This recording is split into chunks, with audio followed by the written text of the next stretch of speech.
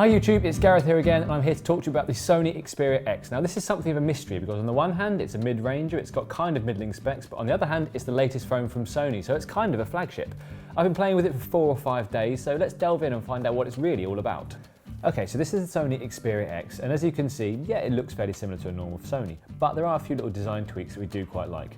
On the side here you can see it's a little bit more curved glass, which really helps give us more smooth, polished feel to the whole thing, and it helps take away from the boxy nature we're kind of used to with Xperia phones.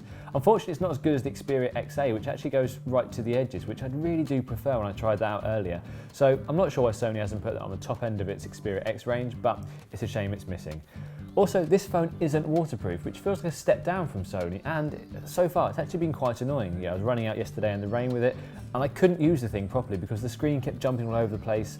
And with the Sony Xperia Z5, for instance, it's much easier to use in the wet, and I don't know why Sony's got rid of this really high-end feature that it was really kind of known for.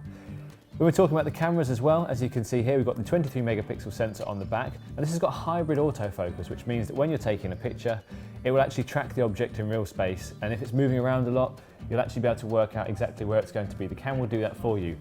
I haven't found that's been that useful so far day to day, because it just hasn't seemed to work as well as you'd think it would.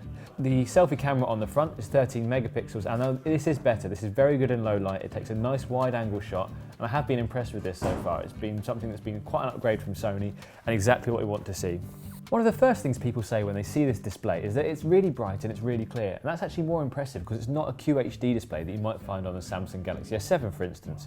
What does impress me though so far is it works really nice and quickly under the finger. It's almost lag-free, which is something we usually only see on, say, an iPhone or the new HTC 10. And it's good to see that Sony's really optimised the processor and made everything feel a little bit more snappy under the finger compared to how other phones have got a little bit laggy, a little bit, I don't know, a little bit fluffy around the edges. The 1080p screen, like I said, it's got tri-luminous technology and X-reality, and while that doesn't mean much to most people, it does make it look brighter, it does make it look clearer, and movie watching on it has been quite nice. It's not brilliant, it's not super AMOLED quality, but I have really enjoyed it. One of the most curious things about the Sony Xperia X is that it hasn't got a top-end processor, it hasn't got the latest Snapdragon, it's a 650 with 3GB of RAM. Now to most people that would say this is a mid-range phone, it's a 600 series processor, it's not worth worrying about if you want the really best of the phones. But in reality, it works really quickly under the finger, as I've said, and the battery management is pretty good because as you can see here, if you open this open, it's 71% left, which is pretty good so far. The 88 hours is complete nonsense though, because most of the time I've got a day and a half out of this so far, about 5 days usage.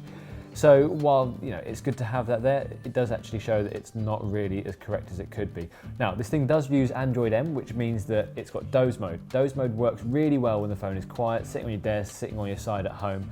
And ultimately, it is a really good addition, and Sony's excellent battery life plus that makes a really good combo. The other thing is this phone will last longer on battery because Sony reckons it's really improved the battery life, so the extent of which you can use the phone for before it starts running out of charge, it starts juicing down really easily. You're going to be able to have this phone around for longer without having to take out the non-removable battery and send it off to Sony to get fixed. So that's the Sony Xperia X, and it's still a bit of a mystery to me because on the one hand it's got all the great Sony smarts, so your tunes sound better coming out of it and I've enjoyed that. The fingerprint scanner on the side is very speedy and is in a nice place to have, but it doesn't have waterproof, and I do really miss that. It's one of the things that Sony was really good at. So the full review for this phone is coming very soon, but are there any features that you want to find out about? Let us know in the comments below, because we do read them. We do want to know what you want us to review, what bits you want to find out about, little bits to explore further in. So let us know in the comments below, and thanks very much for liking, thanks very much for subscribing, and thanks for stopping by.